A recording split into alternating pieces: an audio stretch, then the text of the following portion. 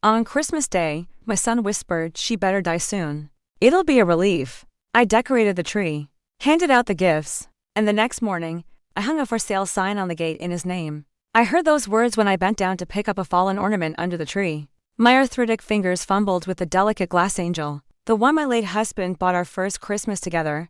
48 years it had survived, outlasting even him. The pain in my knees as I crouched, there was nothing compared to the ache that bloomed in my chest. When Marcus's words reached me, he didn't know I was there. My son, the successful real estate broker with the Tudor home across town, leaned close to his wife Vanessa and whispered those words like they were passing salt at dinner. Casual, matter of fact, she better die soon.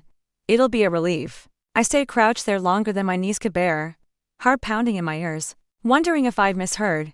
But I hadn't. The truth settled heavy as I clutched that angel, watching them from behind the tree. Vanessa nodded slightly, patting his arm before glancing at her watch. Thank you for being here. If this story touched you, please subscribe and don't forget to leave a comment. I read every one of them, and it's how I see just how far our stories are reaching. When I finally stood, smile fixed in place, no one noticed how my hands trembled. As I placed the angel back on a higher branch, "Who's ready for sweet potato pie?" I asked, my voice surprisingly steady. My grandson Tyler looked up from his new video game long enough to raise his hand enthusiastically. At 16, he was still young enough to appreciate his grandmother's cooking. I moved through the familiar motions in the kitchen, cutting the pie I'd baked the night before, the cinnamon and nutmeg still fragrant, scooping vanilla ice cream that would melt just right against the warm slices. My mother's china dessert plates, saved for holidays and special occasions, arranged on the tray with silver forks gleaming. No one noticed I hadn't taken a bite. No one noticed I barely spoke as they discussed summer vacation plans I apparently wasn't part of. No one noticed when I slipped away to the bathroom and stood gripping the sink, staring at my reflection. A 70-year-old woman with graying locks framing a face that looked suddenly foreign to me. "You're still here," I whispered to myself. "You're still here." I'd worked at the county library for nearly 40 years, retiring only last spring when the arthritis made reshelving books too painful. Even then, I kept working part-time at the reference desk, savoring the questions from curious minds. The quiet dignity of helping others find what they needed. The extra income helped too, especially after helping Marcus with the down payment on his house 5 years ago. "Mom, we should probably head out soon," Marcus called from the living room. "Tyler has basketball practice tomorrow morning." I emerged from the bathroom, composed again. "Of course, sweetheart. Let me pack up some leftovers for you." Vanessa was already collecting their coats. "Don't bother, Eleanor. We're trying to eat healthy in the new year." Her eyes drifted around my living room, lingering on the antique secretary desk in the corner. The one Marcus had always admired. The one that had been in my husband's family for generations. As they prepared to leave, Tyler hugged me tight. "Thanks for everything, Grandma. The sweater's perfect." Marcus kissed my cheek, the gesture as hollow as a department store mannequin. "Dinner was great, Mom. We'll call you next week, okay?" I nodded, watching them load gifts into their SUV from my front porch. The Christmas light side, strung along the railing, blinked steadily, red and green against the darkening sky. My breath formed small clouds in the December air. When their taillights disappeared around the corner, I closed the door and leaned against it. The house fell silent except for the gentle ticking of the grandfather clock in the hallway. I'd been alone for 8 years since Richard passed, but never had I felt so solitary as in that moment. I didn't cry. Not yet. Instead, I moved methodically through the house, clearing plates, washing dishes, wrapping leftover ham and storing it in the refrigerator. The routine tasks anchored me as my mind replayed those 9 words over and over. She better die soon. It'll be a relief. After the kitchen was spotless, I went to my home office, the converted second bedroom where I paid bills and stored important documents. The small desk lamp cast a warm circle of light as I opened the bottom drawer and pulled out a file labeled home. Inside was a deed to my house, paid off 10 years ago after decades of mortgage payments. Richard's life insurance had helped with the final stretch. The property assessment from last spring valued it at almost 3 times what we paid in 1985. The neighborhood had changed, gentrified as they called it. Young professionals wanting to be near the revitalized downtown were snapping up homes like mine. There was another file, one labeled Marcus. I opened it slowly, spreading the contents across the desk. College tuition receipts, the loan agreement for his first car, the check copy from when Richard and I helped with his wedding to Vanessa, the wire transfer, confirmation for $30,000 toward their house down payment, a birthday card he'd sent 3 years ago. The last one I received. I noticed something else. In the back of the drawer was a folder I didn't recognize. The tab was blank. Inside were printouts of assisted living facilities, all budget options with shared rooms, nursing homes with the lowest possible ratings. There were handwritten notes in Marcus's distinctive scrawl, approx. $3,000 to $100 month. Medicaid application takes 90 days. Sell house immediately after. The pages blurred as tears finally came. They rolled down my cheeks silently as I closed the folder and placed it on top of the others. I hadn't just imagined the whisper under the tree. I'd stumbled onto something that had been building for longer than I knew. That night, I slept fitfully, waking every hour to stare at the ceiling. By dawn, a strange calm had settled over me. I rose before sunrise, made a pot of strong coffee, and sat at my kitchen table watching light gradually fill the room. By 8:30 a.m., I was dressed in my Goodwill coat and sensible shoes, walking 6 blocks to Horizon Realty, not Marcus's firm. They were across town in the trendy new development. Horizon was the older agency, the one that had sold us this very house nearly 4 decades ago. Bell chimes announced my entrance. A young woman looked up from the reception desk. "Good morning. Merry Christmas. Well, day after Christmas. How can I help you? I'd like to speak with Mr. Jenkins, please." Albert Jenkins emerged from his office moments later, his face lighting with recognition. Eleanor Williams. What a pleasant surprise. Come in, come in." His office was warm, with framed photos of properties and family covering the walls. He gestured to a comfortable chair. "What brings you in today? Not thinking of selling, I hope? That neighborhood of yours is red hot right now." I set my purse in my lap, hands folded neatly on top. "Actually, Albert, that's exactly why I'm here. I want to list my house for sale, today. If possible." His eyebrows rose. "Well, that's unexpected. Mind if I ask why the sudden decision?" "It's time for a change," I said simply. "I've been rattling around in the house since Richard passed. Too many stairs, too much maintenance." He nodded sympathetically. "I understand completely. We can certainly help you with that. Would you like me to handle the listing personally? Or assign one of our agents?" "You, please. But I have an unusual request." I leaned forward slightly. "I'd like my son listed as the contact person for showings and inquiries. He's a real estate agent himself, with prestige properties." Albert looked confused. "Your son? Marcus Williams?" "Yes, I want his name and number on the listing and the sign. He should be the point of contact for everything." "But he doesn't own the property, you do?" "That's rather unorthodox." I smiled thinly. "He's very knowledgeable about the market, very eager to see the property move quickly. He'll be handling things for me." Albert studied my face for a long moment. "Eleanor, is everything all right? This arrangement seems unusual." I met his gaze steadily. "Everything is perfectly fine, Albert.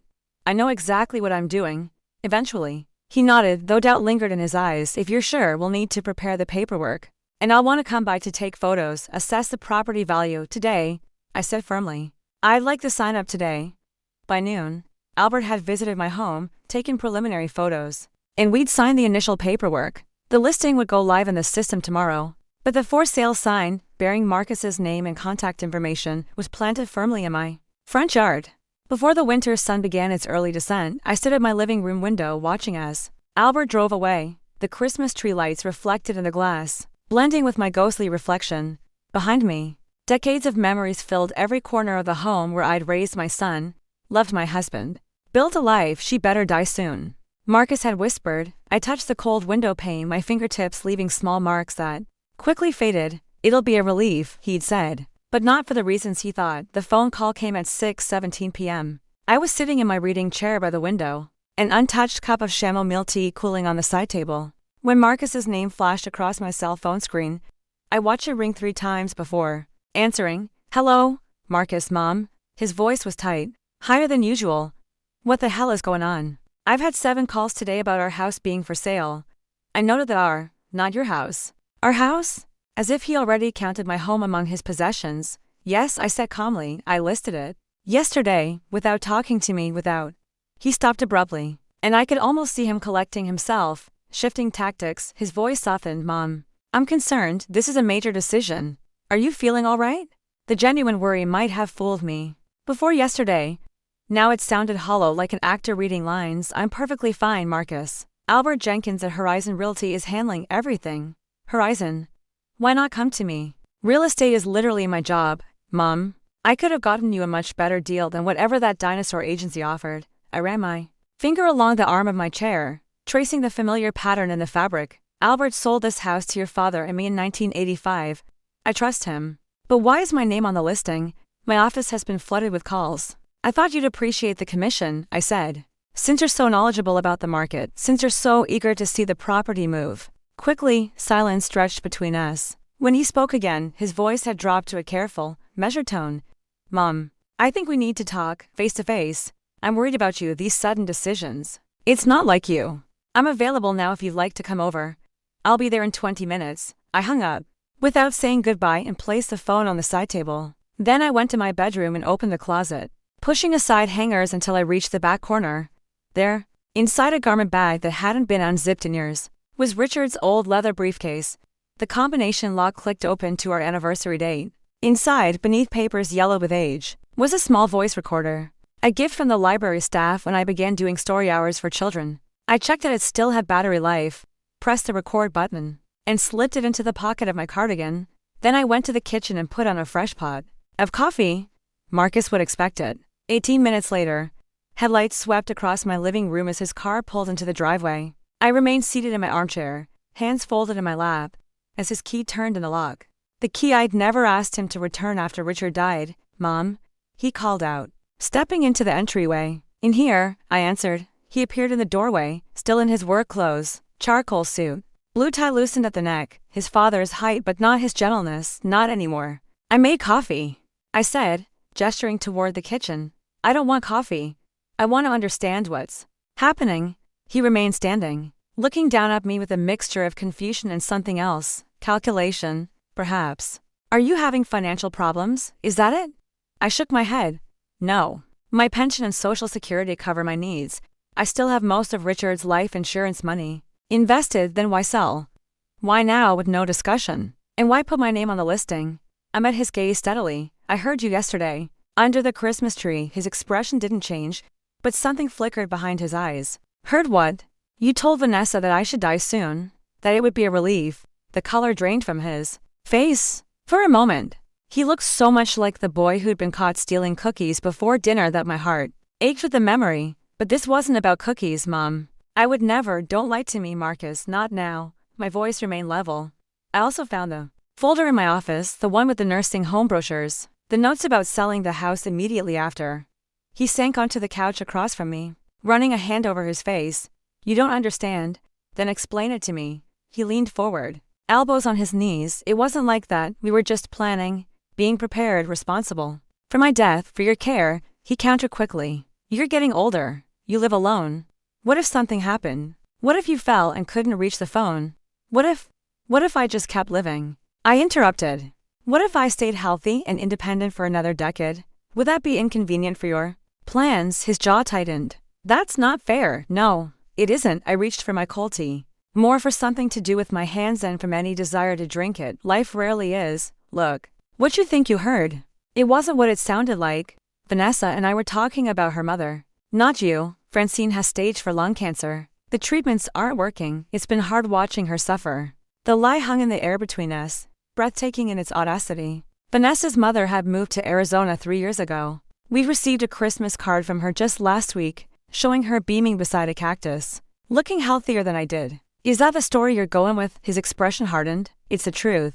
And the nursing home brochures, the notes about selling my house, preliminary research. Just in case. He stood up and began pacing. This is ridiculous. I was trying to be responsible, to plan ahead, so we wouldn't be caught unprepared if your health declined. And now you're…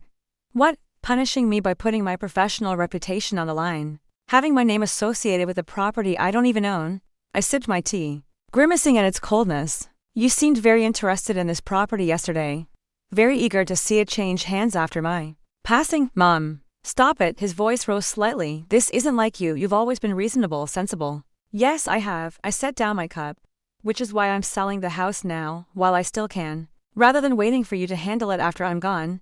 He stopped pacing and stared at me. What are you talking about? I'm 70. Marcus, not dead, not dying, but certainly closer to the end than the beginning. I've decided I don't want to climb these stairs anymore. Don't want to worry about the roof or the plumbing. Or the yard. I gestured around the room. This house has served its purpose. It sheltered our family while we needed it. Now it's time to let it go. But the way you're doing it is my decision, I finished firmly. The house is in my name. I can sell it however I choose. He ran a hand through his hair, a gesture so reminiscent of his father that my throat tightened. What about Vanessa and me? We've been counting on. We thought that you'd inherit it. Sell it yourselves. Pocket the money. His silence was answer enough. I've changed my mind about that, I said softly. Marcus's face flushed. You can't just I can. I am. I stood up slowly, my knees protesting the movement. The listing is active? Albert thinks we'll have offers by the end of the week. It's a seller's market right now. And what exactly am I supposed to do when people call me about it?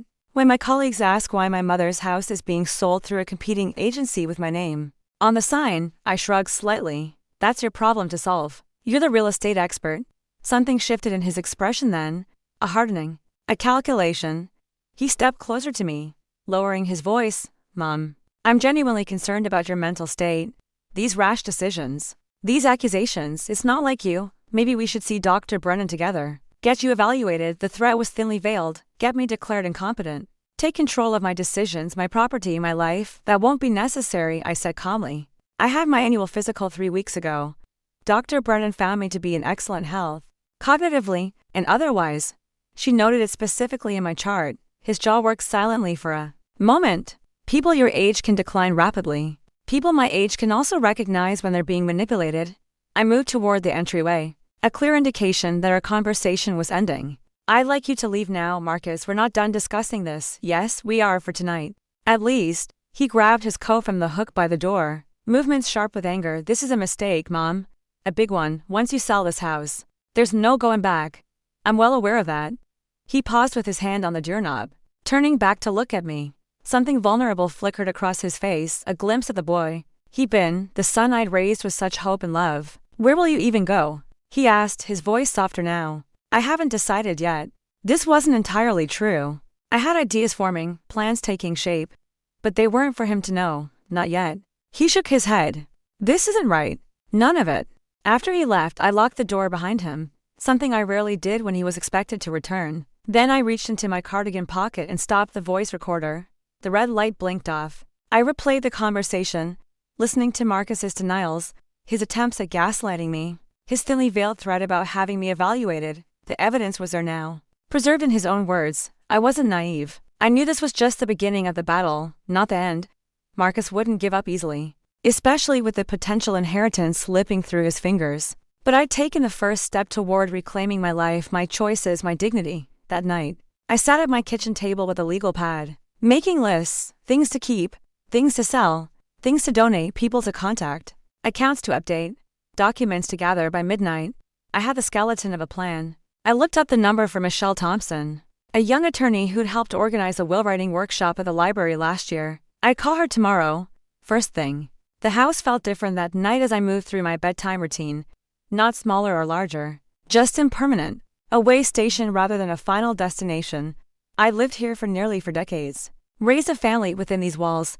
Now I was preparing to leave it all behind. In bed, I picked up the framed photo from my nightstand, Richard and me on our 30th anniversary. Gray in our hair but still smiling like newlyweds. I'm doing the right thing. I whispered to his image, aren't I? The silence held no answers, but as I drifted toward sleep, I felt a sense of peace settling over me. This house had witnessed the best and worst moments of my life. It had sheltered me through joy and grief, through birth and death and everything in between. But it was just a house. For walls and a roof, the memories would travel with me wherever I went next. My son had whispered words meant to end my story. Instead, they had turned the page to a new chapter one never expected to write. In the morning, I would begin. The next morning, I woke before sunrise. Old habits die hard when you spent decades rising early. I made coffee in the darkness, watching the kitchen gradually brighten with dawn's approach. My phone displayed 3 missed calls from Marcus, all after midnight, no voicemails. I set it face down on the counter and opened my notebook instead, reviewing the lists I'd made. The day ahead would be busy. At 8:30 a.m. sharp, I called Michelle Thompson's office. Eleanor Williams, she said when she came on the line, her voice warm with recognition. It's been a while. How are you? I need legal assistance. I replied, skipping the pleasantries, rather urgently. Do you have availability today? There was a slight pause. I have a cancellation at 11. Would that work? Perfectly. Thank you. I spent the next hour gathering documents, bank statements, investment records, insurance policies, property deed. My current will last updated when Richard died, medical records. Everything that defined my life on paper, packed neatly into my husband's old briefcase. At 9:45, as I was about to leave, the doorbell rang. Through the side window, I saw Vanessa standing on my porch, shifting her weight from one expensive heel to the other. I considered not answering, but that would only delay the inevitable. I opened the door but remained in the threshold, blocking entry. Vanessa, this is unexpected. My daughter-in-law's smile was tight, professional, the same one she used in her real estate promotional photos. Eleanor, may I come in? I brought muffins. She held up a bakery bag like a peace offering. I'm actually on my way out. I have an appointment. Her smile faltered slightly. This will only take a minute, please. Marcus is beside himself with worry. I hesitated, then stepped back to let her in. I have 15 minutes. She breezed past me into the living room, setting the bakery bag on the coffee table before removing her coat. Everything about Vanessa was polished, her sleek bob, her tailored pantsuit, her manicured nails. At 42, she was closer to my age than to Marcus's 35, a fact she worked hard to disguise. Coffee? I offered out of ingrained politeness. No, thank you. She perched on the edge of the sofa. Eleanor, we need to talk about what's happening. This house situation, it's creating quite a stir. I remained standing, briefcase in hand. I imagine it is. Marcus told me about your misunderstanding. What you think you heard at Christmas? She leaned forward, eyes wide with practiced concern. I want to assure you, we would never speak that way about you. Never your family. The lies came so easily to her. I wondered if she believed them herself. What were you discussing then? I asked mildly. She didn't miss a beat. My mother's condition. The cancer has spread, and the doctors say, your mother sent us a Christmas card from Arizona last week. I interrupted. She looked remarkably healthy for someone with terminal cancer. Vanessa's mouth opened, then closed. She regrouped quickly. It's been very up and down, good days and bad days. The latest scans are concerning. I checked my watch. I have 12 minutes before I need to leave. Is there something specific you wanted to discuss? Her professional demeanor slipped, just for a moment. Annoyance flashed across her face before the mask returned. We're worried about you. Eleanor, these sudden decisions, this paranoia, it's not like you. I know what Marcus thinks. He made it quite clear last night. She tried a different approach, her voice softening. We only want what's best for you. This house, it's too much for you to manage alone. The stairs. The maintenance. We've been researching some lovely communities where you'd have company. Activities, care if you needed it, like Sunny Pines or Valley View Care Center. I named 2 of the facilities from the folder I found. Both with abysmal ratings. She blinked, momentarily thrown. There were many options to consider. I set my briefcase down and crossed to the built-in bookshelf, removing a thick photo album from the middle shelf. Do you recognize this? She squinted at the worn cover. Should I? It's Tyler's baby book. Every milestone, every first smile, first steps, first day of school. I opened it to a page showing my grandson as a toddler, beaming in a high chair covered in birthday cake. I kept him 3 days a week while you built your real estate career. Do you remember? Of course I remember, she said, a defensive edge creeping into her voice. What does that have to do with anything? I closed the album. When Marcus was in college and struggling to pay rent. Who sent extra money every month? That was years ago. Eleanor, when you wanted to start your own agency but couldn't qualify for a business loan. Who gave you $20,000 in startup funds? Her cheeks flushed. We've been very appreciative of your help. Appreciative enough to research bargain nursing homes while I'm still healthy? Appreciative enough to wish for my death as a relief. You're twisting things, she said, standing abruptly. This is exactly what concerns us. I have the recording, I said quietly. She froze. What? Of my conversation with Marcus last night, his denials. His threat to have me evaluated for competency. The color drained from her face. You recorded him without his knowledge. Yes, that's illegal. Actually, in this state, only one party needs to consent to a recording. I consented. I picked up my briefcase again. I have 7 minutes before I need to leave. She stared at me as if seeing me for the first time. The poised, professional mask had completely slipped, revealing something harder beneath. What do you want? Nothing from you? I'm simply reclaiming what's mine, my property, my future, my dignity, by humiliating Marcus professionally? By putting his name on a listing he has no control over. The listing will be updated this afternoon, I said. Albert agreed. It was unorthodox. She seemed to relax slightly. Good, that's a start. Now, about this impulsive decision to sell, the decision stands. The house will be sold, but it will no longer have Marcus's name attached to it. She picked up her coat. We should discuss this as a family, properly. When everyone is calm. I am perfectly calm. Vanessa, she moved toward the door, pausing with her hand on the knob. You know, we could help you move into our guest suite. You'd have your privacy but be close enough that we could check on you. The offer might have seemed generous to an outsider. To me, knowing what I now knew. It sounded like a prison sentence. That's very kind, I said, not meaning it. But I have other plans. Her eyes narrowed slightly. What plans, mine? I replied simply, now. I really do need to leave for my appointment. After she left, I stood for a moment in the quiet house, steadying my breathing, to confrontations in less than 24 hours. After decades of avoiding conflict, it was exhausting, but also clarifying. I arrived at Michelle Thompson's office 10 minutes early. Her receptionist offered me water while I waited. I declined, sitting straight-backed in a leather chair, briefcase balanced on my knees. Michelle's office was modern but warm blonde with desk, art prints on the walls, a view of the city park through wide windows. She rose to greet me, her handshake firm. Mrs. Williams, good to see you again. Please have a seat. At 40, Michelle was younger than most attorneys I dealt with, but her reputation was solid. She'd worked pro bono on the library's will-writing workshop, explaining complex legal concepts in terms anyone could understand. Thank you for seeing me on short notice, I said. Of course, you mentioned it was urgent. I opened the briefcase and removed a manila folder. I need to make significant changes to my legal arrangements. Immediately, she took the folder, opening it to scan the contents. I see your current will, power of attorney documents. Are these what you wish to revise? Yes, completely. My son is currently named as my primary beneficiary and holds my medical power of attorney. I want to change all of that. Michelle's expression remained neutral. Professional. May I ask what's prompted these changes? I hesitated, then removed the voice recorder from my pocket, placing it on her desk. I recorded a conversation with my son last night. It will provide some context. She looked at the device, then back at me. Before we proceed, I want to confirm, you're making these decisions of your own free will? No one is pressuring you. Quite the opposite, I said.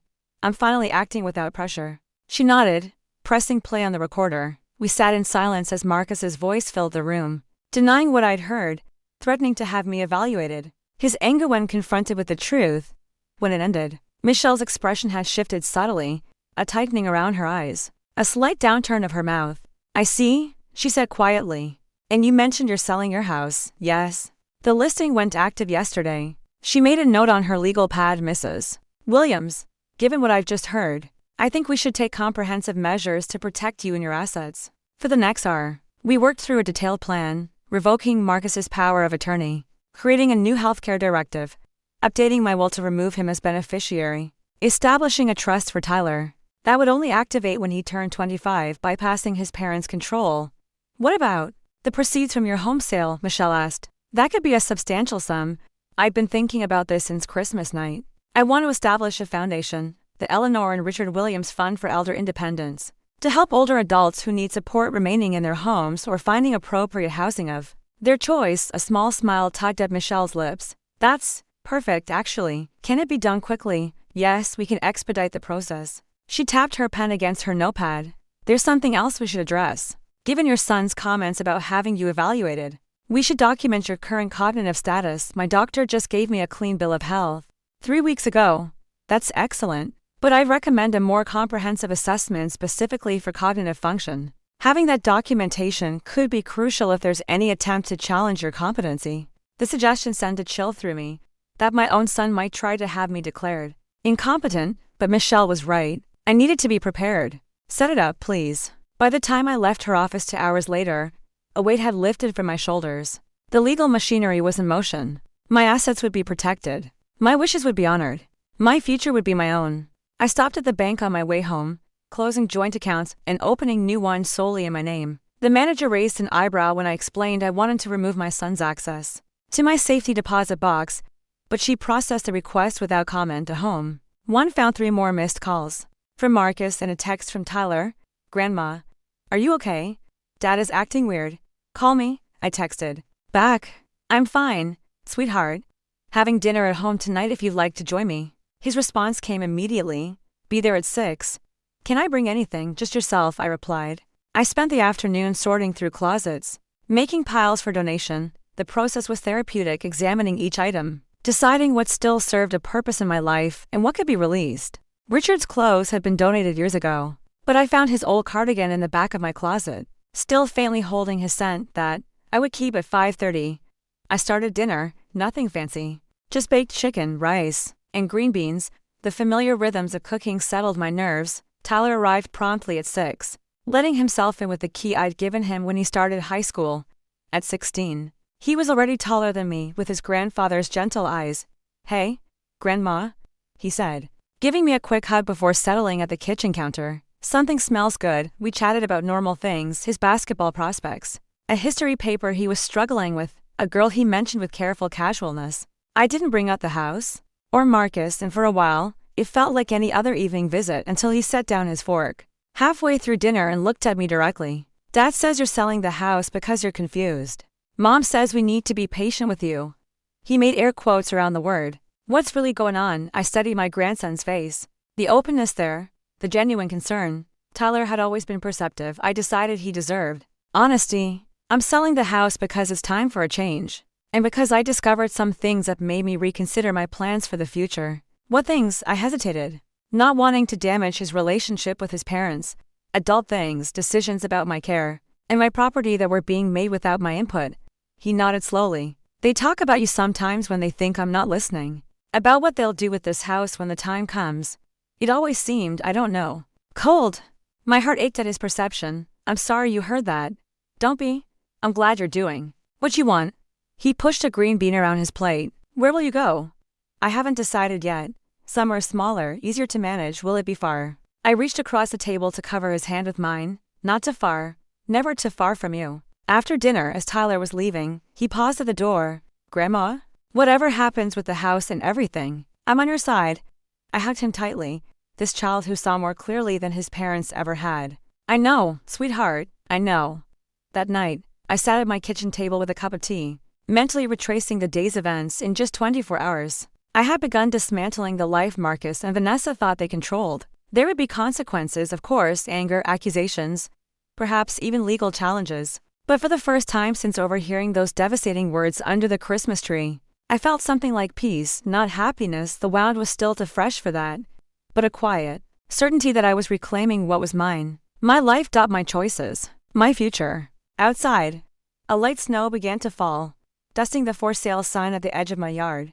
By morning, Albert would have updated the listing, removing Marcus's name. One small correction in a series of larger ones to come. I touched the voice recorder in my pocket, the insurance policy I hoped I would never need to use. Then I opened my notebook again, turning to a fresh page. "Next steps," I wrote at the top, my handwriting steady and clear.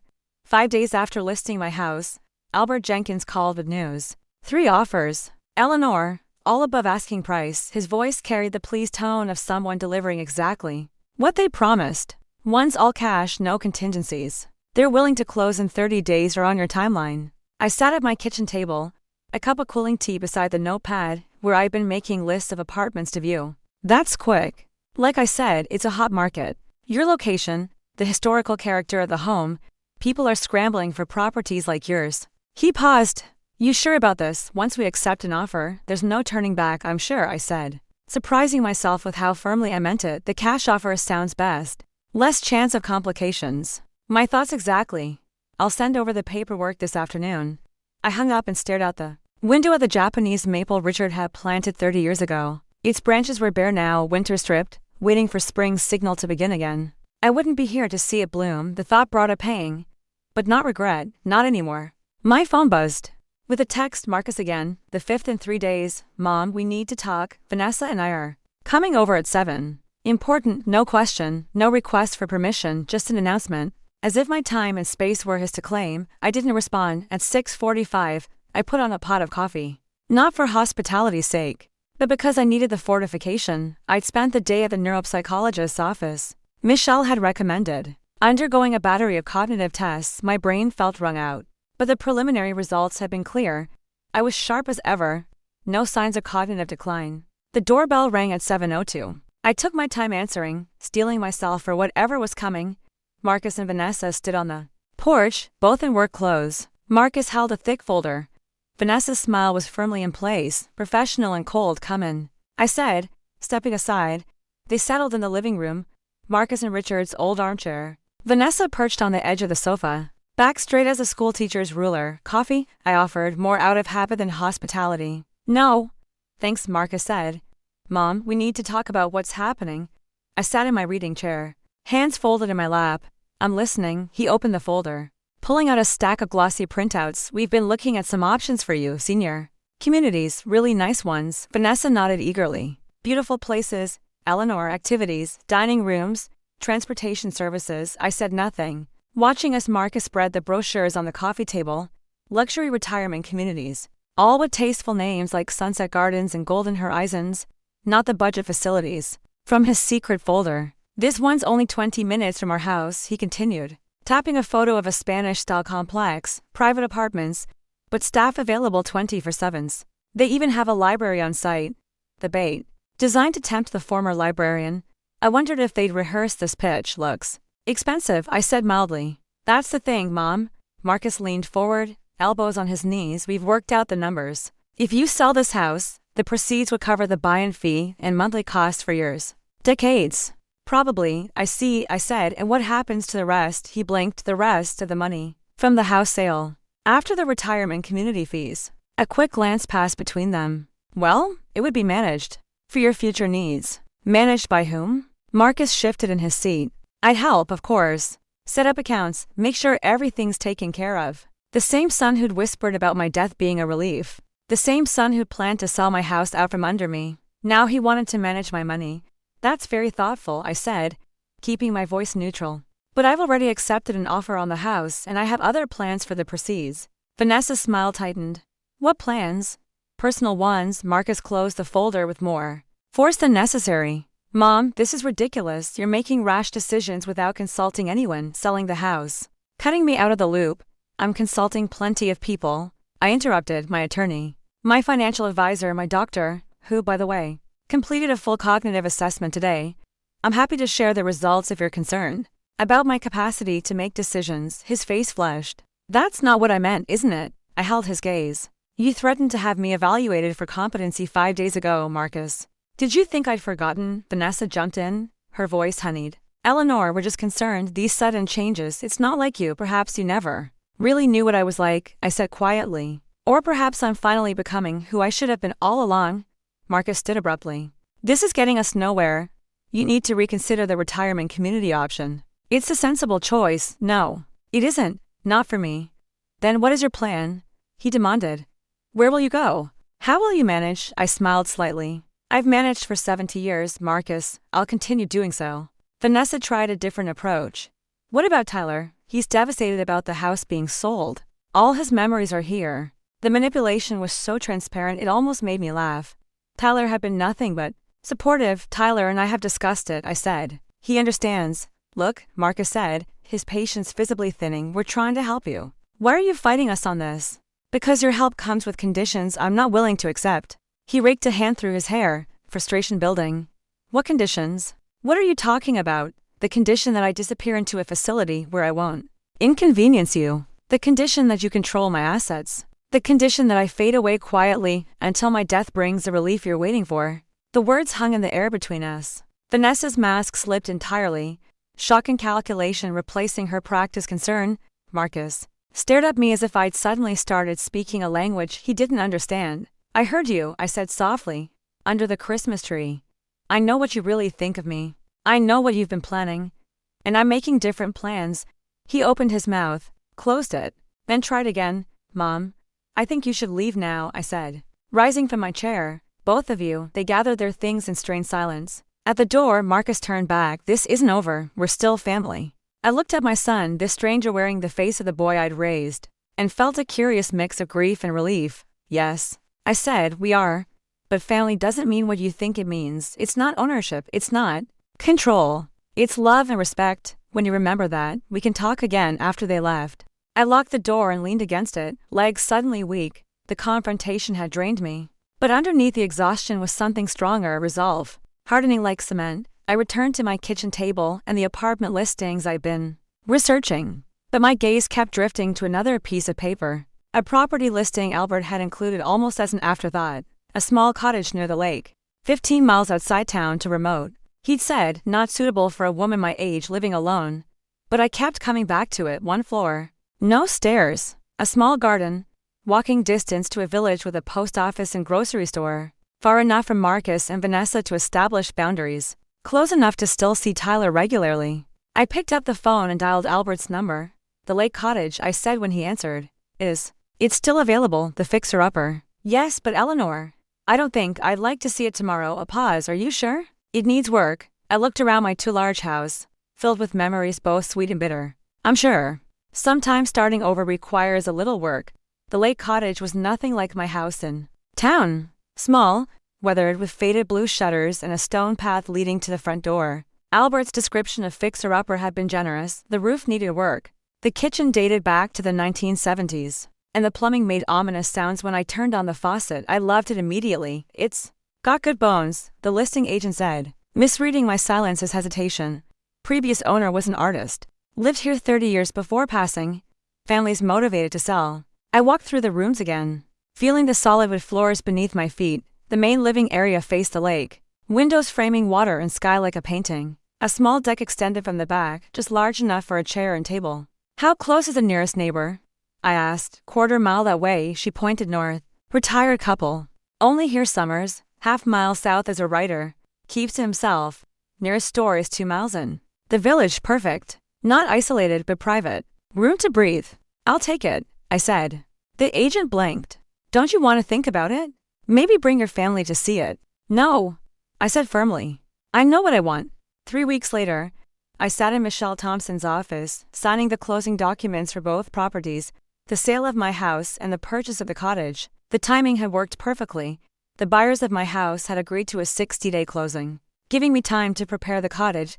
The cottage sellers had accepted my cash offer, allowing for a quick transaction. Everything's in order, Michelle said, sliding a folder toward me. The foundation paperwork is complete too. The Eleanor and Richard Williams Fund for Elder Independence is officially established. I ran my fingers over the embossed folder. Thank you. The first board meeting is next month. You're sure you want to serve as chairperson? It's not required, I'm sure, I said.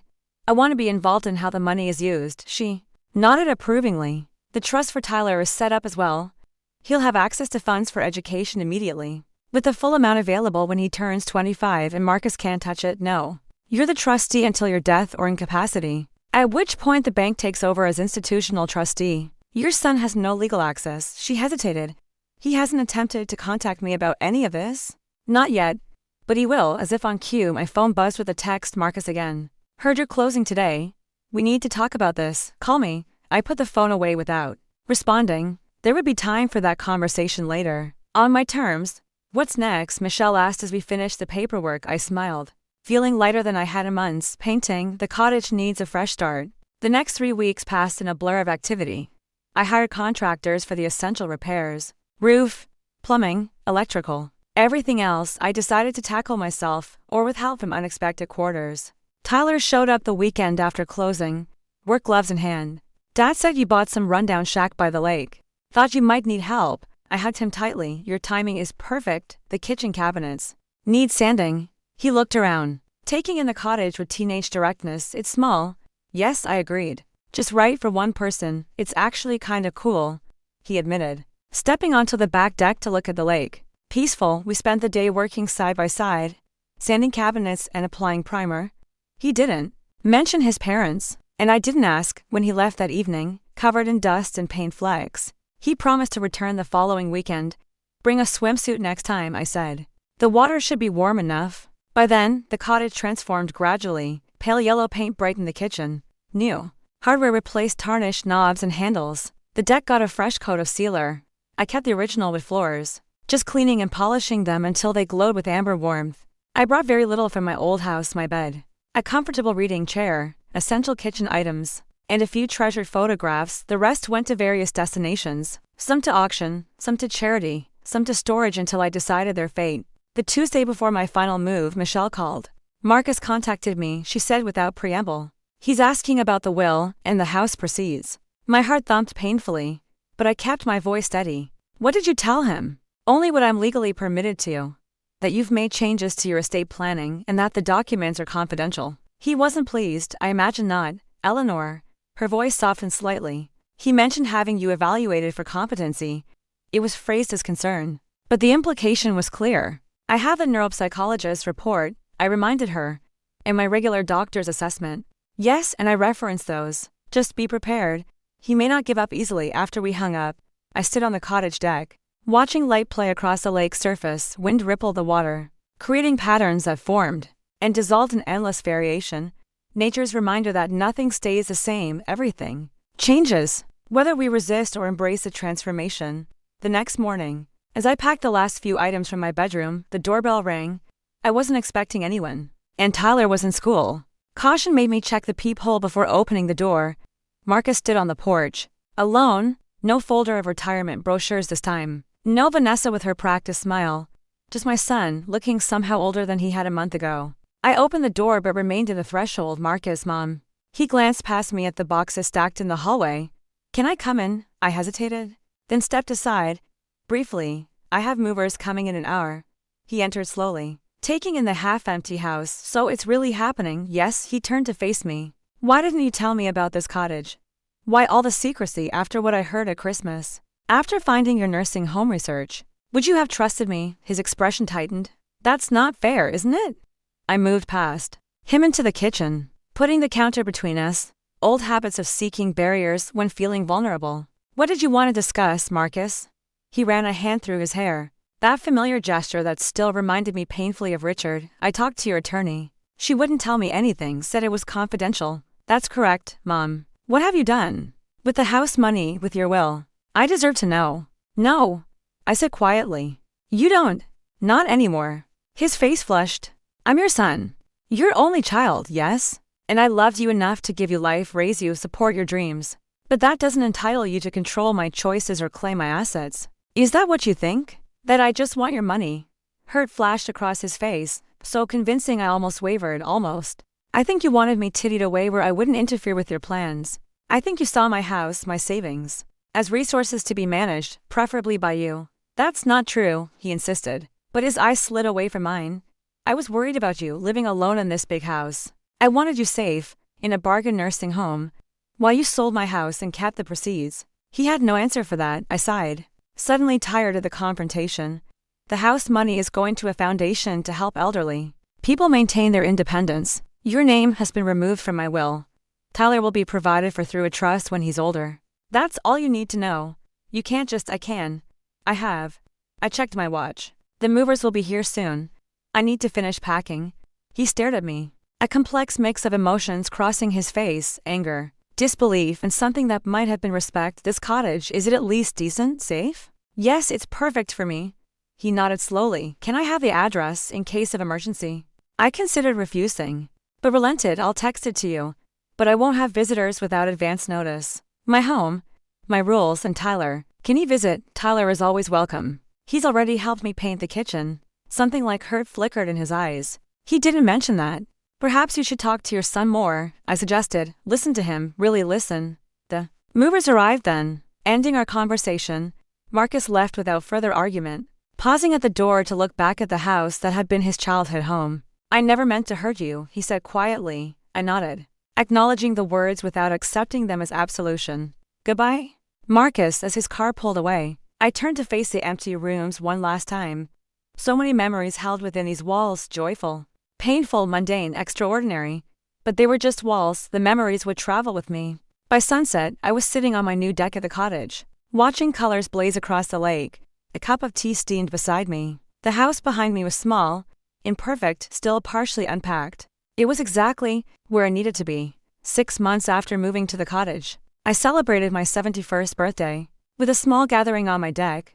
The September evening was perfect, warm enough to be outside, cool enough to be comfortable. The lake reflected the sunset in ripples of gold and crimson. Tyler had arrived early to help set up chairs and string lights along the deck railing.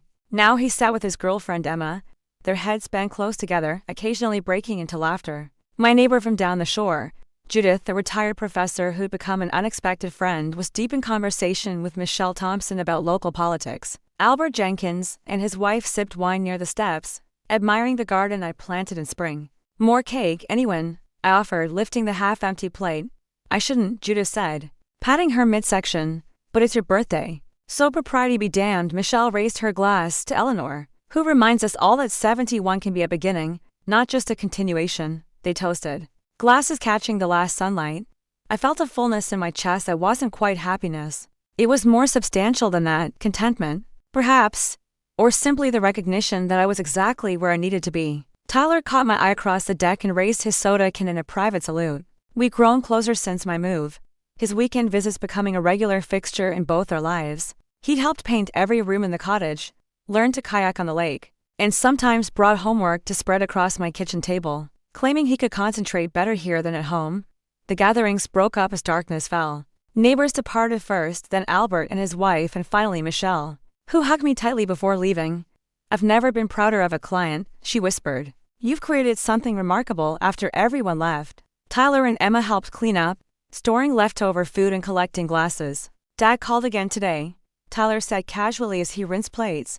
"Asked if I was coming here." I kept my voice neutral. "What did you tell him?" "The truth, that it's your birthday and I wouldn't miss it." He handed a wet plate to Emma for drying. He wanted to know who else would be here. 6 months, and Marcus still hadn't visited the cottage. He called occasionally, brief conversations that remained superficially polite. I'd seen him only once, at Tyler's basketball championship in April. We'd nodded across the gymnasium, maintaining the fragile truce that had formed between us. "What did you say?" I asked. Tyler shrugged. "Just friends." He got quiet after that. Emma, who'd heard enough about the situation to understand its complexity, changed the subject skillfully. "The foundation board meeting is next week, right? Mrs. Williams," Tyler said, "you're reviewing new grant applications." I smiled, grateful for her tact. "Yes, we've had twice as many applicants this cycle." Word is spreading. The Eleanor and Richard Williams Fund had awarded its first grants 4 months ago. Home modifications for elderly residents wanting to age in place, transportation services for medical appointments, meal deliveries and emergency response systems. Small interventions that allowed people to maintain their independence and dignity. Tyler and Emma left around 9, promising to return the following weekend for a kayaking expedition. I stood on the porch watching. Their taillights disappeared down the gravel road, then returned to the quiet cottage. The transformation was complete now. What had been a neglected structure was now unmistakably home. Walls painted in soft colors I'd chosen myself. Furniture arranged for comfort rather than show. Books lining shelves built by local craftsmen. Garden beginning to establish itself outside, with native plants that would return year after year. I was washing my face before bed when the phone rang. Late calls rarely brought good news, and my heart quickened as I checked the screen. "Marcus, hello?" I answered, keeping my voice steady. "Mom." His voice sounded strained. "I'm sorry to call so late. Did I wake you?" "No. I was still up. Is everything all right?" He hesitated. "Tyler said it was your birthday today." "Yes, I forgot." The admission seemed difficult for him. "I'm sorry." "It's all right," I said, though we both knew it wasn't. He'd never forgotten my birthday before. Not once in 35 years. Silence stretched between us, filled with all the things we weren't saying. Finally, he spoke again. "I drove by the cottage today. Didn't stop, just drove by." I sank onto the edge of my bed. "Surprised, you did?" "Yeah." Another pause. "It looks nice, the garden especially." "Thank you." My fingers traced a quilted pattern of my bedspread. A small housewarming gift from Judith. "Why didn't you stop?" "I saw the cars, the party. Didn't want to intrude." The answer carried more truth than perhaps he intended. He had become an intruder in my life, no longer the welcome presence he once was. The realization brought sadness, but not regret. "You could have called first," I said. "Given me the chance to invite you. Would you have?" I considered lying, then chose honesty. "I don't know. Perhaps not yet." He made a sound that might have been a laugh or a sigh. "At least that's honest." More silence. I waited, sensing he had more to say. "Vanessa moved out last month," he finally said. "We're getting divorced." The news shouldn't have surprised me, but it did. "I'm sorry to hear that. Are you?" The question held no accusation, just genuine curiosity. "Yes," I said, and meant it. "I never wished for your marriage to fail." "Marcus," she wanted to contest the house sale. He continued. "Thought we could prove you were incompetent when you sold it." I refused. Pride crept into his voice. "That was a final straw for us, I think." I closed my eyes, absorbing this information. All these months, I'd been waiting for a legal challenge that never came because my son, despite everything, had drawn a line. "Thank you for that," I said quietly. "Yeah, well." He cleared his throat. "Tyler seems to like the cottage. Says you've been teaching him to kayak. He's a natural on the water. He mentions you all the time. The things you're doing, the people you've met." I heard the longing in his voice, not for my property or assets now, but for the relationship I'd built with his son. The easy comfort Tyler found at the cottage, but apparently didn't feel at home. "He's welcome here anytime," I said. "I know." His voice roughened. "That's part of the problem. He's happier with you than with me." The admission must have cost him. I softened my tone. "He loves you, Marcus.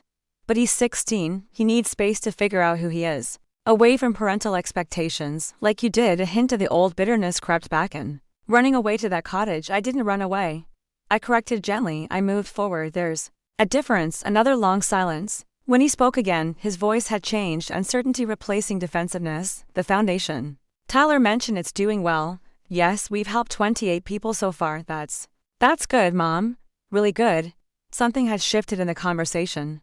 A subtle rebalancing for the first time since Christmas. We were speaking not as adversaries, but as to people finding their way back to some version of family. I'd like to see it sometime. He said, the cottage, properly, I mean. If that would be all right. I hesitated, weighing his request against the peace I found. Not yet, I finally said. But maybe soon. He accepted this without argument. Fair enough, I should let you go. It's late, Marcus, I said before he could hang up. Thank you for calling. After we disconnected, I sat for a long time in the quiet bedroom, listening to the gentle lap of water against the shore outside my window. The call had stirred complex emotions, caution, hope, lingering hurt. But beneath it all was a certainty that I'd made the right choice 6 months ago. The next morning, I woke early as usual. The lake was misty, the sun just beginning to burn through the fog. I made coffee and carried it to the deck, settling into my favorite chair to watch the day emerge. My phone buzzed with a text from Tyler. Thanks for yesterday. Best party ever.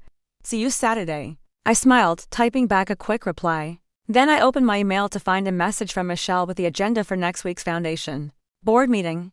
5 new grant applications to review. All from elderly residents hoping to remain in their homes. People like me determined to maintain their independence and dignity. The foundation had become my purpose, my legacy. Not what I'd planned, certainly. Not what I'd expected. When I heard those devastating words under the Christmas tree.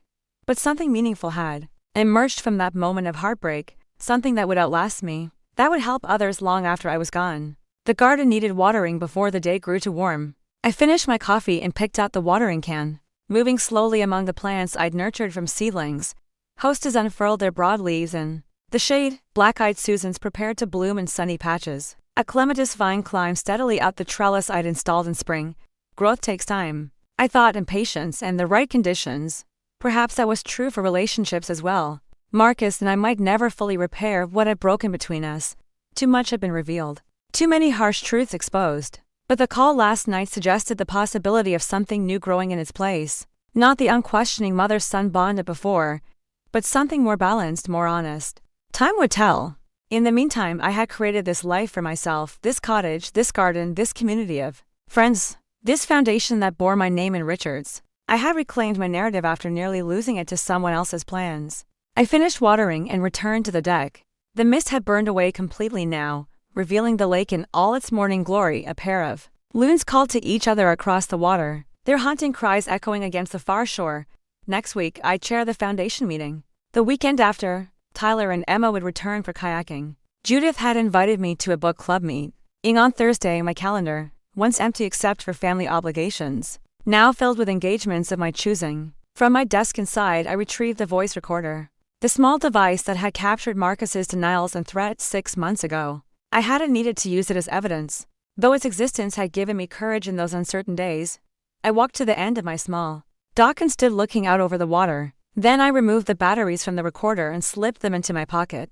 The empty device I tossed far out into the lake, watching it disappear beneath the surface with barely a ripple. Not forgiveness exactly, but a letting go. The past could not be changed, the words spoken under the Christmas tree could not be unheard, but they had served their purpose, waking me from complacency, pushing me towards self-determination. I didn't need to hold on to them anymore. Back in the cottage, I opened my laptop to review the foundation grant applications. The first was from a woman in her 80s, requesting funds for bathroom modifications so she could continue living in the home she'd occupied for 50 years. Her handwritten note at the end read, "I just want to stay where I belong for as long as I can." I understood perfectly. Outside my window, the lake stretched blue and inviting. Inside, the cottage wrapped around me, snug and entirely mine. In a few days, the foundation board would meet to extend that same security to others. And perhaps, someday, the door would open to Marcus again. Not as a son who had wished for my convenient ending, but as a man learning to see his mother as a person in her own right. Not an ending at all, I thought, but a continuation on my own terms. On Christmas Day, my son had whispered she better die soon. It'll be a relief. I had decorated the tree, handed out the gifts, and the next morning, I'd hung a for sale sign on the gate in his name. That decision, made in pain and betrayal, had led me here to this cottage, this purpose, this peace. Sometimes the greatest gift we can give ourselves is the courage to begin again. And so I had.